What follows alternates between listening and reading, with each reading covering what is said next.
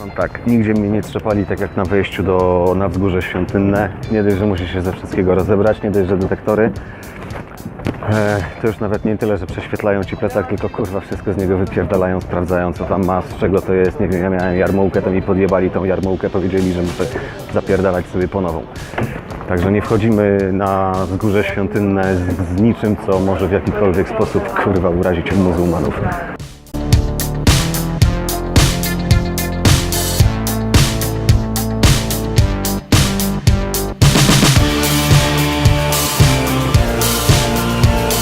Moi drodzy, jeżeli będziecie chcieli się dostać do Al-Aksy, czy w ogóle na wzgórze świątynne, to musicie podążać tą kładką. Otwarta jest w dwóch rodzajach godzin, od 7:30 do 10:30 i od 12 mniej więcej 30 do 13:30, ale nie w piątki i nie w soboty. Także mi po 2 dniach próbowania udało się, no mam nadzieję, że uda mi się w końcu tam dostać. No a tak się złożyło, że jak powiedziałem, że idę, to się zrobiła większa grupa, także idziemy sobie i mam nadzieję, że wszystko dalej będzie fajnie wyglądać. No tak, nigdzie mnie nie trzepali tak jak na wejściu na wzgórze świątynne. Nie dość, że musi się ze wszystkiego rozebrać, nie dość, że detektory. To już nawet nie tyle, że prześwietlają ci plecak, tylko kurwa wszystko z niego wypierdalają, sprawdzają co tam ma, z czego to jest. Nie wiem, ja miałem jarmułkę, to mi podjebali tą jarmułkę, powiedzieli, że muszę zapierdalać sobie po nową. Także nie wchodzimy na wzgórze świątynne z niczym, co może w jakikolwiek sposób kurwa urazić muzułmanów. Dobrze, że mi się nie przypierdolili do ciastek, które miały napisy po żydowsku. Te dobre ciastka, o których wam mówiłem. No, idziemy już teraz tym tunelem, a co będzie dalej, to wam pewnie pokażę. Moi drodzy, i ja tam was dogonię później. Moi drodzy, weszliśmy na wzgórze świątynne.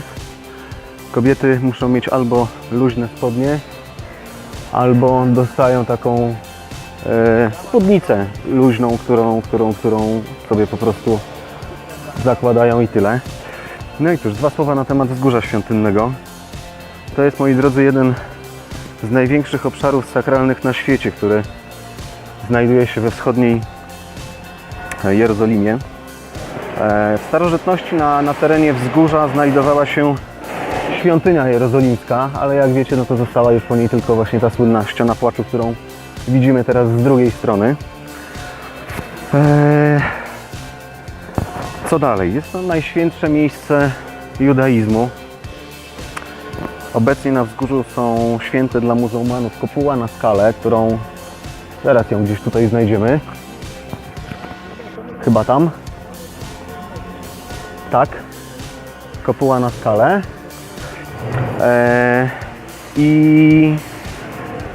I meczet Al-Aksa. Jeszcze nie jestem pewien, czy to jest to, czy to nie jest to. Ale upewnię się. Ale chyba to. Excuse me, this is Al-Aksa? Thank you very much. Thank you very much. Aha, czyli to jest meczet, ale też teren do niego przynależący, całość nazywają Al-Aksa. Moi drodzy, co dalej?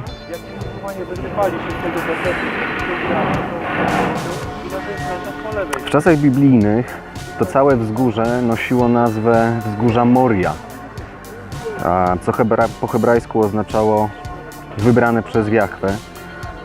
Wzgórze to pierwotnie było nazywane także Syjonem, lecz od IV wieku nazwa ta stosowana jest raczej na określenie już innego wzgórza położonego na zachód od Ofelu. Na Ofelu byliśmy. Moi drodzy, to wzgórze świątynne z tą złotą kopułą, którą tutaj za chwilkę będziecie widzieć, no góruje, no nie da się ukryć, że ono góruje nad całym miastem. Całość wzgórza jest ogrodzona, jak widzieliście, i to wysokim murem, ma 15 bram. No i zajmuje 1/6 całej powierzchni Starej Jerozolimy, to jest, słuchajcie, ponad 145 000 metrów kwadratowych. Na tej jerozolimskiej starówce, moi drodzy, znajdują się tak naprawdę właśnie trzeba znowu, kurwa, jakiś kierunek obrać w prawo albo w lewo. Idziemy w prawo. Na czym to ja skończyłem? No właśnie, no, że są tutaj miejsca święte i dla muzułmanów, i dla chrześcijan, i dla Żydów.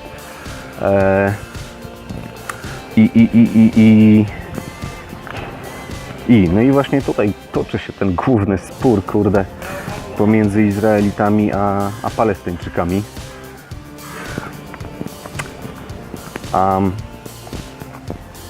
Cóż, trudno jest ustalić, moi drodzy, początkowy moment wejścia do historii tak naprawdę Góry Moria. Można jednak podać daty istnienia pierwszej świątyni, która, tak jak ja Wam mówiłem, istniała na tym wzgórzu przez 410 lat, wybudowana jeszcze przez Izraelitów tam w okolicach 986-996. A co dalej?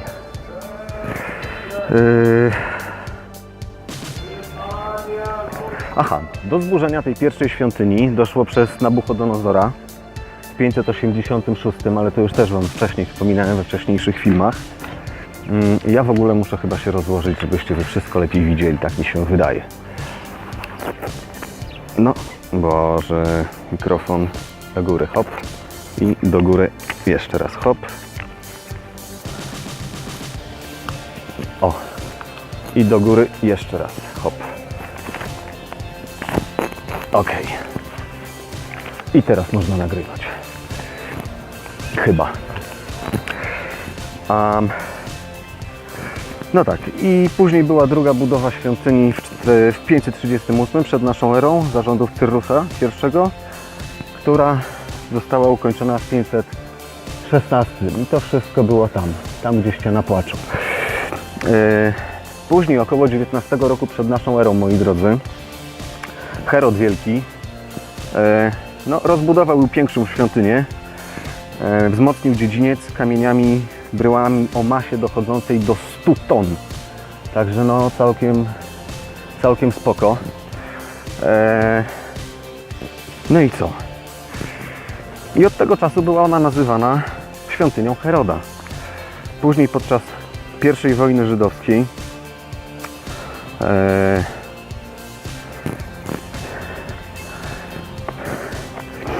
tej z 70 roku świątynia została zburzona.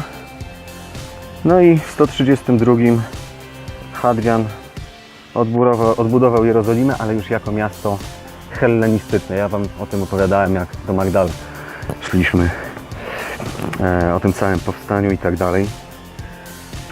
I wówczas na wzgórzu świątynnym, moi drodzy, umieszczono co? No umieszczono świątynię Jowisza Kapitolińskiego.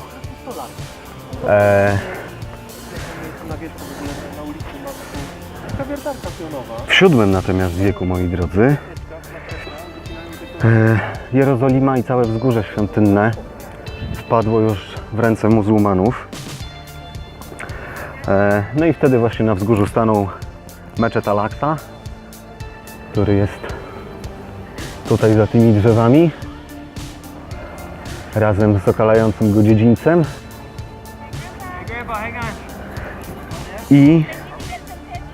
No i kopuła na skalę. A o kopule na skalę to zaraz Wam opowiem, tylko się napić muszę. Moi drodzy, jeśli chodzi o kopułę na skalę, to cóż, z nią jest tak, że jest to jedno z najważniejszych muzułmańskich sanktuariów, położone na tym wzgórzu świątynnym, na którym sobie chodzimy. I jest to też dobry punkt orientacyjny miasta, tak jak wcześniej w Tyberiadzie na przykład takim punktem była ta wieża z flagą, był pomnik Maimonidesa. Tak tutaj może to być kopuła na skalę na przykład. Budowla ta czasem jest błędnie nazywana meczetem Omara. Ale moi drodzy, no to nie jest meczet, to jest raczej taki rodzaj pomnika, a dokładnie oprawa dla świętej skały, aby podkreślić jej znaczenie. I cały ten kompleks, który tutaj widzicie, czyli odtąd aż tam za ten meczet Al-Aqsa. Cały ten kompleks, moi drodzy, to tak naprawdę razem z Mekką i Medyną tworzy najświętsze miejsca takie dla muzułmanów. A w kopule na skale, moi drodzy, muzułmanie nie odprawiają modłów zbiorowo. Do tego celu służy wcześniej mijany przez nas meczet Al-Aqsa. Więc pamiętajmy, nie mylmy kopuły na skale z meczetem Omara, bo to nie jest meczet. No nie, to jest po prostu sobie pomnik. To jest jedna rzecz. W środku, pod tą kopułą, wznosi się, moi drodzy, prawie 3-metrowej wysokości taka kwadratowa platforma, na którą wchodzi się z 4 stron po 8 stopniach. I ta kopuła przykrywa, przynajmniej, może inaczej, ona według Biblii przykrywa, moi drodzy, skałę, na której Abraham chciał złożyć w ofierze, a pokażę Wam jeszcze z tej strony, na której Abraham chciał złożyć w ofierze swojego syna Izaaka. Według Koranu natomiast miał tutaj złożyć swojego syna Izmaela, pierworodnego, od którego pochodzą Arabowie. No lecz nie w Jerozolimie, a w Mekce. I moi drodzy, mówi o tym sura 37 w wersetach między chyba 101 czy między 100 a 108. I tam wspomina Abrahama, który miał właśnie oddać w ofierze swojego syna pierworodnego.